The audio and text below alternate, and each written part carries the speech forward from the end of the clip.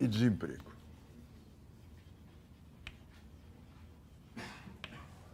Depois dos anos 30, foram anos de deflação e de desemprego.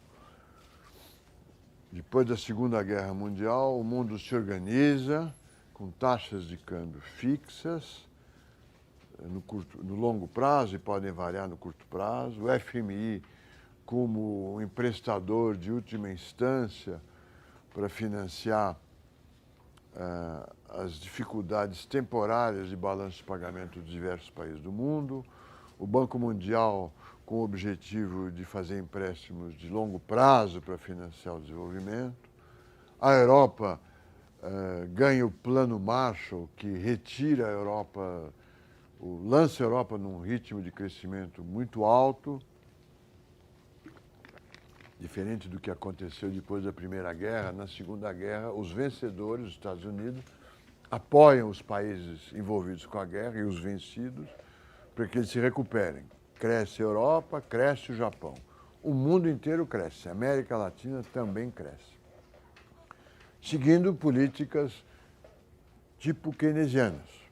Há planejamento indicativo, há a criação de empresas estatais, que não fazem parte da teoria keynesiana, mas há esse crescimento, há política monetária e fiscal ativas, e há um crescimento do comércio internacional e de todas as economias do mundo. Para vocês saberem como é que foi isso, a Europa cresce a taxas de 4%, 5%, se torna rapidamente, nos anos 70 já é a segunda, como um todo, já é a segunda economia do mundo. O Japão ameaça a economia americana em termos de tamanho, né? A indústria automobilística passa a ser japonesa, a indústria eletrônica passa a ser japonesa, e o Japão vira a segunda economia do mundo nesses anos. A América Latina também tem um grande desempenho, cresce as taxas médias de 6% ao ano.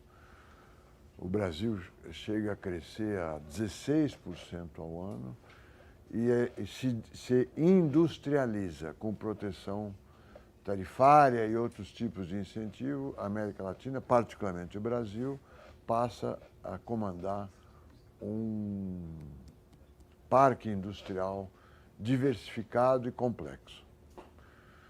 Então, nesse período, todas as economias do mundo passam por inflação.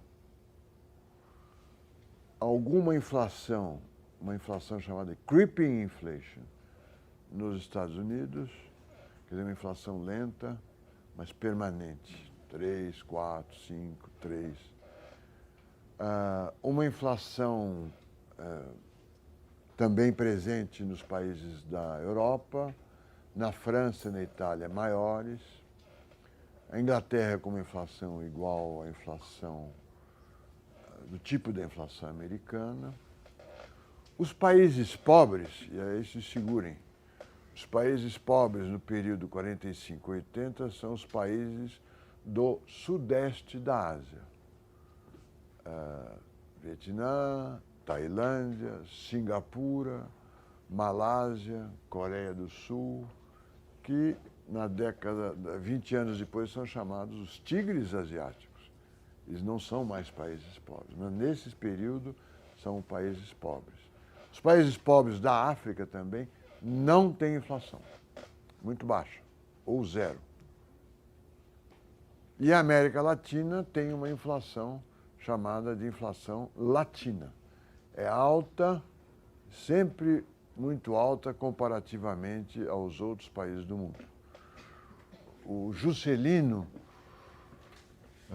que implementou o plano de metas, construiu Brasília, um período de prosperidade na economia brasileira. Os primeiros carros brasileiros foram construídos aí, Romizeta, depois o Fusca, deixou a economia com uma inflação de 18%, 19%. Era vista como o fim do mundo. Ao mesmo tempo que o ambiente político era extremamente pacífico, e a economia próspera, o Estadão tinha editoriais que desenhavam o Brasil como chegando na beira do abismo, por causa da inflação, que chegou a 14%, 19%. 14 e 19 para nós, para minha geração, é nada, porque a inflação chegou a 80% ao mês em 1989.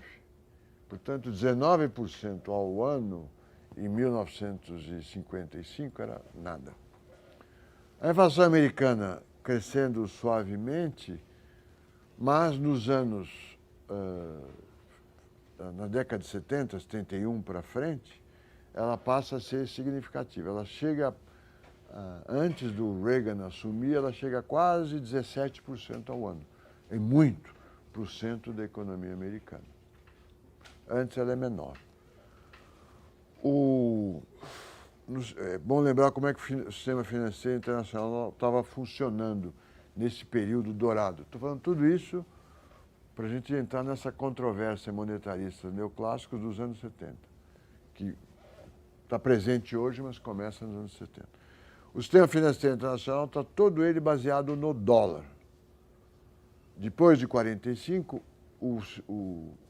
a regra foi a seguinte: $1, 35 dólares compram uma onça de ouro.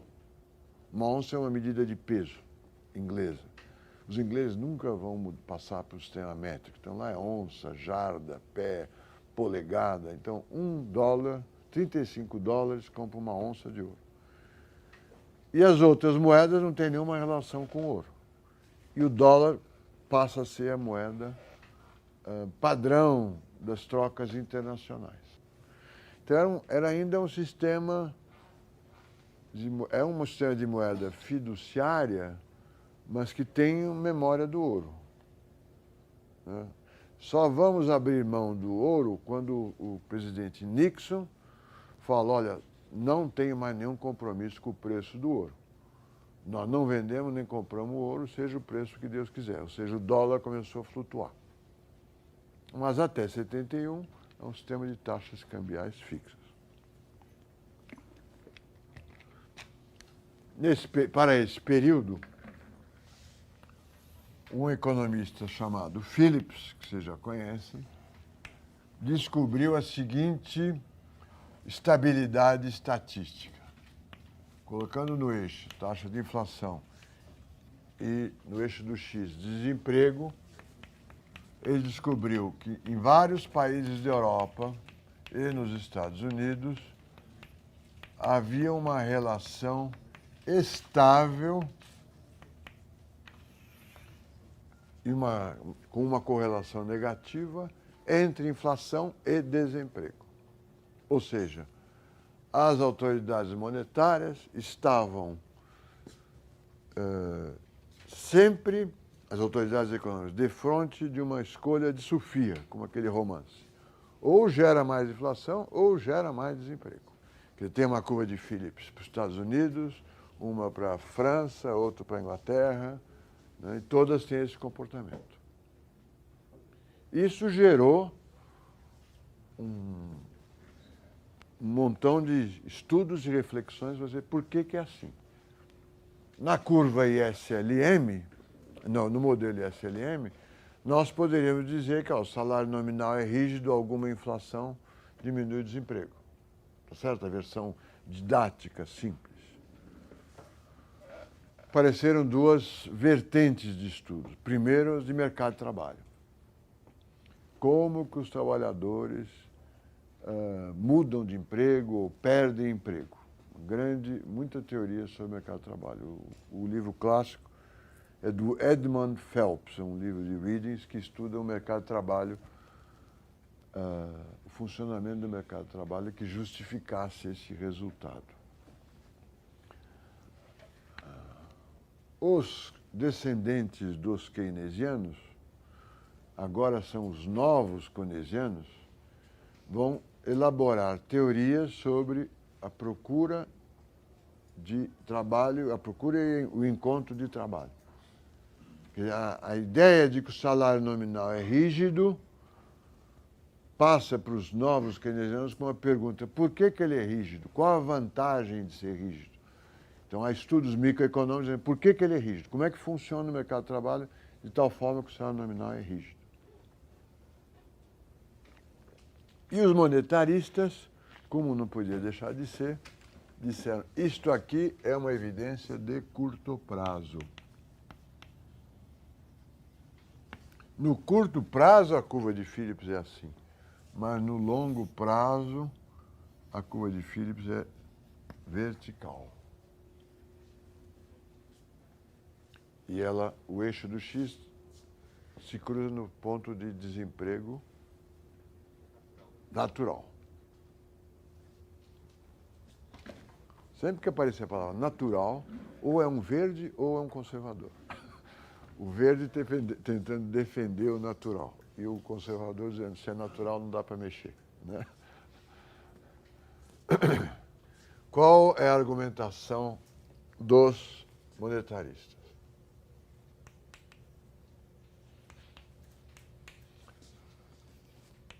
Os trabalhadores contratam e as empresas contratam em função da inflação esperada e não da inflação real. Quando há uma mudança na taxa de inflação, leva um tempo para eles aprenderem. Mas eles aprendem.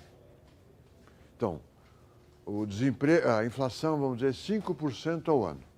E os salários de todos são corrigidos 5% ao ano. Se a inflação passar para 10% ao ano e os salários continuarem a ser corrigidos em 5% ao ano, há uma queda do salário real, não é verdade? A mão de obra fica mais barata, 5% ao ano, enquanto os trabalhadores não aprenderem. Se ela fica mais barata, haverá mais contratação de trabalhadores e mais produção. Diminuirá o desemprego. Porque houve uma inflação que não foi percebida pelos trabalhadores e pelos empresários. Mas eles logo perceberão. E conforme eles perceberem, eles vão pedir salários corrigidos por 10%, o salário nominal sobe mais rápido, o salário real tende a subir também, e você volta à posição original. Isto que nós estamos vendo aqui, diria o Friedman, é curto prazo, enquanto eles estão aprendendo. No longo prazo, seria o seguinte, há aumento da inflação, no primeiro momento, diminui o desemprego. Mas aí, os trabalhadores percebem que a inflação aumentou, vão pedir aumento de salário, o desemprego tende um movimento assim. Aqui aumenta a inflação, diminui o desemprego, depois eles vão aprendendo, olha, o desemprego. Aqui eles não estão aprendendo, o desemprego vai diminuindo, mas eles aprendem, começam a pedir salários maiores e isso aqui oscila até chegar neste ponto. Tá? Um movimento circular de aprendizado, que resulta do aprendizado. A inflação esperada é estimada, no momento T, do ponto de vista de teste, é estimada como uma inflação que ocorreu em T-1 mais beta da inflação esperada em T-1 menos a inflação ocorrida em T-1. Quer dizer, todos observam a inflação e formam as suas expectativas da seguinte forma. A inflação de hoje é igual à de ontem. Mas eu errei a de ontem, então eu vou corrigir uma fração do que eu errei. O que eu esperava no ano passado com o que ocorreu no ano passado. Uma hipótese esquisita. O cara aprende devagar, mas dá certo do ponto de vista econométrico. Então, é uma boa hipótese. Disso daqui nós podemos escrever que a inflação esperada, substituindo T-1 por T-2, T-3, a inflação esperada em T fica igual à somatória de beta. É uma média ponderada por beta elevado a T de todas as inflações passadas. Aqui é de T variando de T-1 até infinito. Quer dizer, eu substituindo T-1 por T-2, T-3, eu vou ver que a forma geral da inflação esperada é uma média ponderada com pesos beta menor do que 1 elevados a T de todas as inflações passadas. Então, a hipótese, esta hipótese aqui é consistente com um comportamento que corrige o esperado em função de uma média de todo o passado, onde o passado recente tem um peso maior que o passado distante. Fazendo essa hipótese, você chega a uma curva de Phillips vertical. E aí nós começamos uma nova discussão, que é a discussão com expectativas. Os monetaristas estão certos. Nós não agimos em função da variável corrente.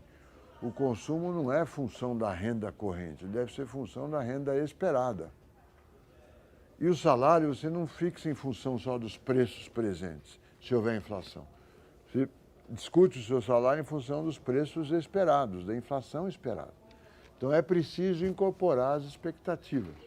E a incorporação inicial é essa daqui, ó, expectativas defasadas, que chamam. Então a discussão entre monetaristas e neoclássicos é essa curva, é assim, é assim. E aqui está o germe do novo pensamento econômico que aparece depois de 80. Essas expectativas que hoje são estimadas assim passam a ser expectativas racionais. Aparecem então os novos clássicos, que nós não vamos discutir agora, vamos discutir no artigo. Os novos clássicos dizem, olha, por que estima assim? Nós, na realidade, construímos modelos até hoje baseados na seguinte hipótese escondida. Nós sabemos como o modelo funciona, nós economistas, nós analistas, nós governo, nós vemos o modelo completo. E os empresários e consumidores e trabalhadores são como bichinhos num laboratório que não sabem que nós estamos observando lá fora. Eles só veem a comidinha que é colocada lá, eles só veem a renda corrente. Eles não veem o experimentador colocar um pedaço de queijo. Eles são autômatos, nossos modelos supõem que os consumidores, todos os agentes são autômatos, são robôs que reagem às variáveis correntes. Nós mudamos as variáveis correntes, eles mudam o seu comportamento. É uma hipótese pobre. Então, essa aqui é uma hipótese empírica. O modelo de expectativas racionais vai dizer, não, nós vamos supor que o modelo que nós fazemos é conhecido também pelo consumidor, pelos investidores, pelos empresários, pelos trabalhadores. A hipótese de expectativas racionais é, eu sei que você sabe que eu sei o que você sabe. Tá certo? Antes era, eu sei tudo e vocês não sabem nada. Eu aumento a renda corrente, vocês consomem. Eu baixo a juros, vocês investem. Mas vocês não estão vendo todo. Agora não. A hipótese dos novos clássicos é de expectativas racionais. Eu conheço o modelo tão bem quanto vocês. E vocês conhecem o modelo tão bem quanto eu. Então, se a política monetária expande a oferta de moeda, eu, agente econômico, acho que vai dar inflação, porque eu sei que você sabe que você é monetarista, né? Porque se o cara não acreditar que vai dar inflação, é um outro modelo. Mas você supõe que ele conhece o modelo que você está usando. O modelo que você está usando, mais moeda é mais inflação. Então, ele sabe que vai haver inflação e já pede correção do seu salário em função da inflação. E fazendo isso, ele não vai trabalhar mais pelo mesmo salário. A curva de Phillips não é mais negativamente inclinada, mas é vertical. Esses são os novos clássicos. O Lucas, o Sargent, nós vamos ver um artigo do Sargent. Os novos keynesianos, nessa discussão, começam a discutir o funcionamento do mercado de trabalho. Como é que se procura emprego? Como é que as teorias que você deve ter visto em micro, do custo do menu, porque a vantagem de ter um preço nominal rígido. Essa abordagem é muito interessante, essa dos novos keynesianos, não dos neos-keynesianos. Eu sugiro que você leia O Mercado de Limões, que é um artigo muito bom do Akerlof. Limão em inglês é carro velho, carro usado. Então, mercado de carros usados. Há outros trabalhos muito interessantes, mas a eles é atribuído uma crítica. Ainda que sejam estudos importantes, do ponto de vista microeconômico, eles perderam a essência da mensagem keynesiana, que seria que o salário nominal tem que ser rígido para existir moeda. Há uma coleção de artigos chamada a segunda edição da Teoria Geral do Emprego, da Renda e dos Juros. Uma porção de economistas de orientação keynesiana escreveram cada capítulo da Teoria Geral de novo, nos anos 1990. É curioso, né? Como é que você escreveria em 1990 a Teoria Geral do Emprego e da Renda? Na área de salários, há uma grande crítica nesse livro. Ele fala o fato de o Keynes ter suposto que o emprego aumenta porque o salário nominal é rígido, desvirtuou os seguidores do Keynes.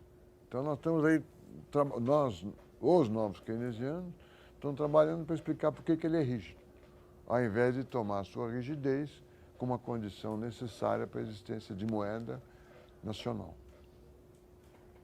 Então eles atribuem essa retórica do Keynes, essa escolha de palavras, atribuem a ela um grande desvio no pensamento dele mesmo. Esses são os que estão procurando os salários nominais rígidos, como é que funciona o mercado de trabalho, são os novos keynesianos. Essa discussão começa aqui, como eu disse, com a curva de Phillips. O desemprego é natural para o Friedman, isso aqui é temporário. Se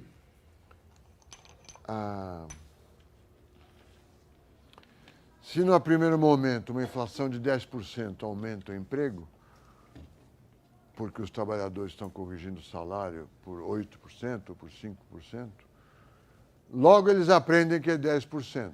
Se você quiser aumentar o emprego, você tem que fazer agora uma inflação de 15%. Logo eles aprendem que é de 15%. E já projetam, olha, foi de 10 para 15, está crescendo 5%. Se você quiser criar mais emprego, você tem que ter a inflação não de 20%, porque 20% eles já sabem o que você vai fazer, de 25%. Tem que aumentar a taxa de inflação e a taxa de crescimento da inflação. Entenderam? Do ponto de vista das expectativas. Então, você tem inflação de 10, vamos dizer, o desemprego vira 5. Inflação de 15, o desemprego é 4. Agora, uma inflação de 15 não mudaria o desemprego. Precisa ser uma inflação de 22. O acréscimo já foi apreendido. 5, aí aumenta. Mas temporariamente, que logo eles vão aprender que a inflação é 22 e volta para a situação original. Então, os agentes econômicos não são tolos, eles conhecem o que nós conhecemos e reagem em função das expectativas. E as expectativas não são essas empiricamente determinadas pelo Friedman, mas são as melhores expectativas. Eles são tão economistas quanto nós. E reagem em função... É um jogo. O governo querendo mudar as condições do jogo, mas os participantes do jogo sabem que as condições vão mudar e reagem a ela antecipadamente se tiverem conhecimento. Tá certo? Essa curva não só foi estimada assim, mas com o tempo ela se deslocou. Houve deslocamentos da curva de Phillips, indicando que para a mesma taxa de desemprego, se agora precisava de inflação maior. Um aprendizado entre os países. Para os não monetaristas, esse deslocamento é associado a mudanças estruturais da economia. Fechou a indústria automobilística americana e agora tem uma indústria de eletrônica no Silicon Valley. Então, cria um baita desemprego aqui e um excesso de demanda de mão de obra aqui. Aqui é os Estados Unidos, Detroit, São Francisco, vamos supor. Aqui fechou a indústria automobilística por causa do Japão. E aqui falta mão de obra de engenheiros eletrônicos. Então, há uma pressão de salário aqui para cima e uma pressão de salário aqui para baixo. Mas esse mercado não fala com esse. Um metalúrgico não vira um engenheiro eletrônico, nem um engenheiro mecânico vira um engenheiro eletrônico. Então, são as mudanças estruturais, mercados que estão desaparecendo e mercados que estão com excesso de demanda, porque estão crescendo, que criam um aumento na taxa de salários, mesmo que o desemprego seja alto. O desemprego é em Detroit, mas o aumento de salário é promovido pela falta de mão de obra no Silicon Valley. Entendeu? Esse é o argumento dos novos keynesianos para esse deslocamento da curva de Phillips. Para os monetaristas, aqui é o aprendizado, que faz com que a inflação engane menos gente.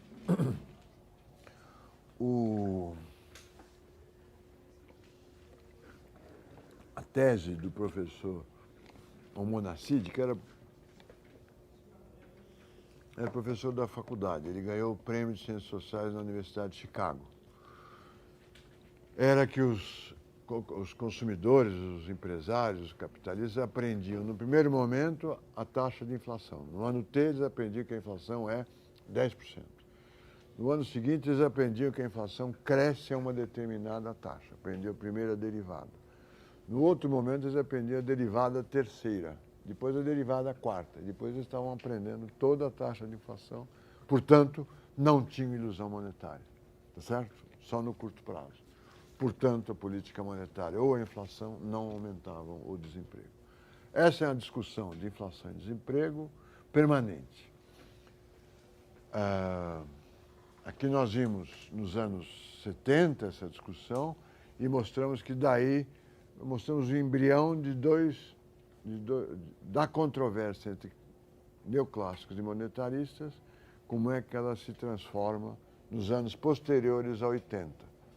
Os monetaristas viram novos clássicos, passam a construir modelos baseados em expectativas racionais, e os keynesianos viram novos keynesianos e passam a discutir teorias que explicariam a rigidez de salários nominais e como é que funciona o mercado de trabalho e outros mercados onde o salário nominal é rígido.